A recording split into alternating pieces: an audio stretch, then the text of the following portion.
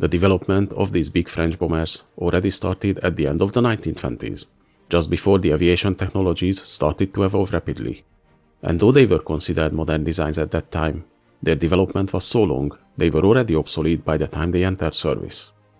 Despite that, they served in World War II, and the last of them only retired from service in 1944.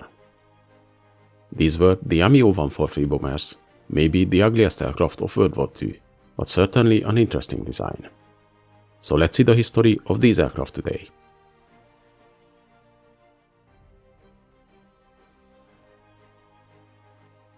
Bombers were used since the First World War, when the aircraft first became part of the military forces, and they evolved rapidly during the 4 years of fighting.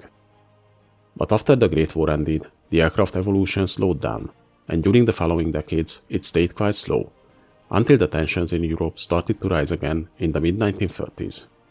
Most newly developed aircraft in the 1920s were still more reminiscent to World War I designs, using open cockpits with barely any thoughts given to aerodynamics during their development, and many of the planes that appeared around that time were still classic biplane designs.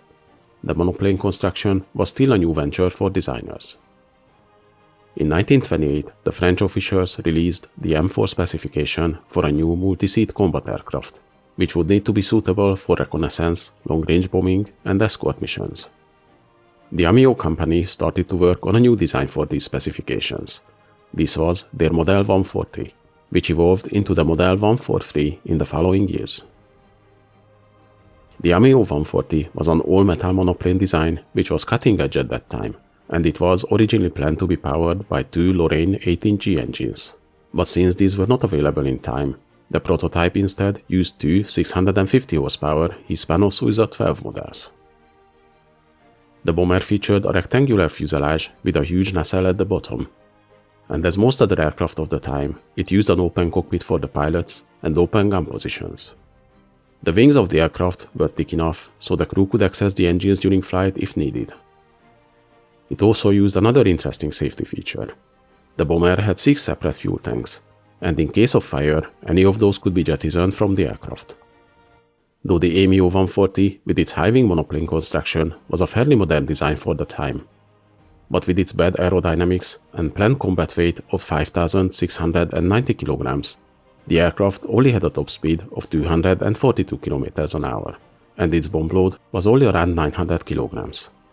Not very impressive numbers, even by late 1920s standards. The type first flew in 1931, but it was of course not the only design offered for the specifications.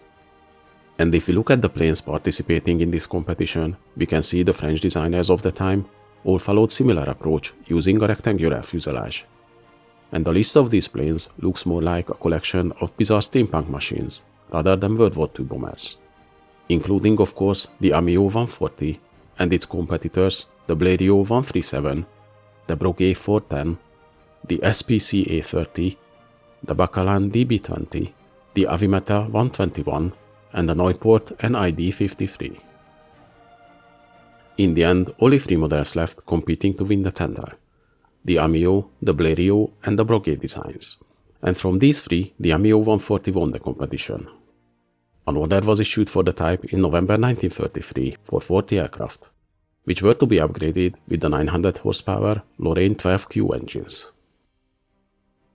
Meanwhile, the company kept working on the design and created the more advanced 141, 142, and 143 models. These newer models used a revised fuselage to allow more space for the crew, which now grew to 5 men. The pilots now had an enclosed cockpit, and the crew could use the defensive armament more effectively, which included enclosed nose and dorsal turrets instead of the open positions used on the 140 model. The 3 updated designs, amongst other differences, all used different engines.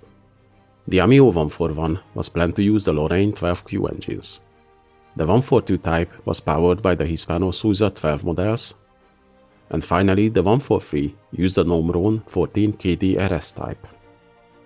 As a result of the arrival of the new, more advanced designs and the changes in the requirements towards the aircraft, from the original bomber/reconnaissance role to focus on just the bomber role and better performance, the initial order for the original 140 models was revised to the newer 143 design in the first half of 1934, This caused the interesting situation that the production of the Amiot 143 actually started before the prototype even finished its flight tests. The officials ordered prototypes from both the 142 and 143 models to compare them, from which the 143 model made its maiden flight in August 1934 and the 142 type in January 1935. The 143 model went through several modifications during testing. In September, after the initial flight tests, it received structural strengthening and larger tail surfaces. A month later, it was transferred to the CIMA for official testing. In December, it was fitted with new engine nacelles, and in January 1935, it received a new nose turret, just before the beginning of the armament trials, which were finished in April 1935, the same time the first production model made its maiden flight thanks to the early production order. The 142 type, using the Hispano-Suiza engines, was delivered to the CIMA in February 1935, just a month after its maiden flight. Apart from using inline engines, this model also had a different tail design, making it 1 meter shorter than the 143. The choice between the two variants eventually came down to a decision that the inline Hispano-Suiza engines will be mainly allocated to fighter production, and thus the 143 model with its radial engines was favored by the Aeronautical Technical Service.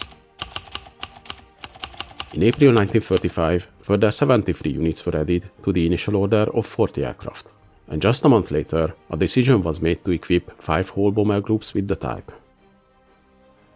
Deliveries of the Amiot 143 started in April 1935, and though this seems early as the testing of the prototype was just finished at the same time, but actually already 7 years passed since the initial requirements were released in 1928.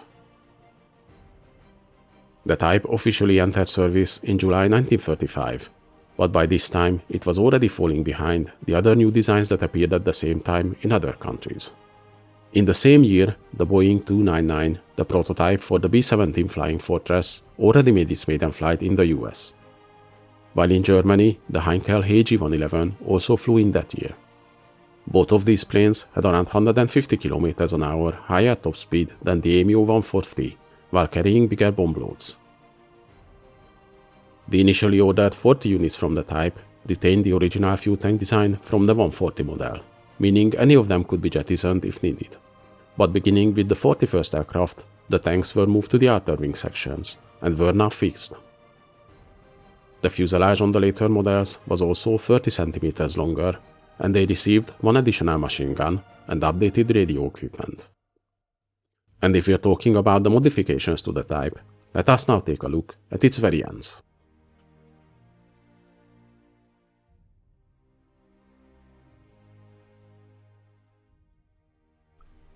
The Amiot 140 was the original design created for the 1928 tender, still using open cockpit and gunner positions, and it was powered by two 650 horsepower Hispano-Suiza engines.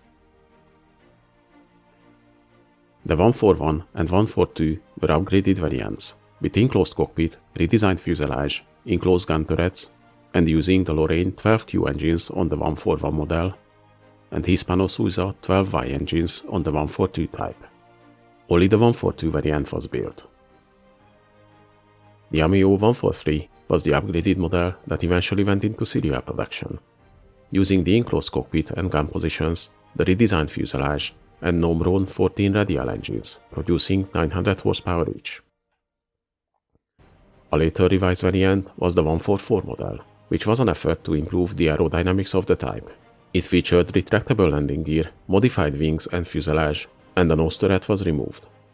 This model first flew in January 1936, but in the end did not enter production.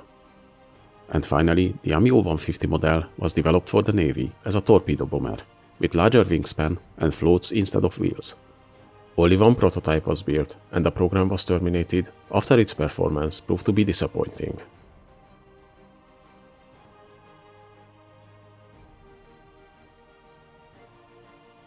The Amiot 143 was 18.24 meters long with a wingspan of 24.53 meters. It had an empty weight of 5,455 kilograms and a maximum takeoff weight of 10,360 kilograms. The aircraft used two Morane 14 radial air-cooled engines, producing 900 horsepower each. With these engines, it could reach a top speed of 295 km an hour and a cruise speed of 260 km an hour. It had a range of around 1,200 km and a service ceiling of 7,900 meters. The bomber's defensive armament consisted of four 7.5mm machine guns, and it could carry 800 kg of bombs internally and additional 800 kg under the wings.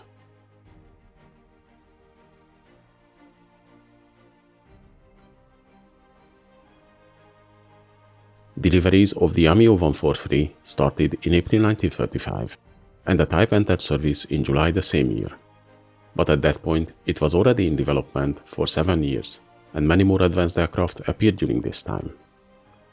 In light of the type already showing signs of being outdated compared to more recent bombers like the DO-17 or the earlier mentioned AG-111, it was soon reclassified from the bomber and reconnaissance role to a night bomber. Though the production of the type only lasted until 1938, when it was phased out for new, more advanced types, and some of the units already started to replace it with the new Bloch 131 and Leo 451 types, there were still 5 bomber groups using the type in France and 1 in Africa when World War II broke out.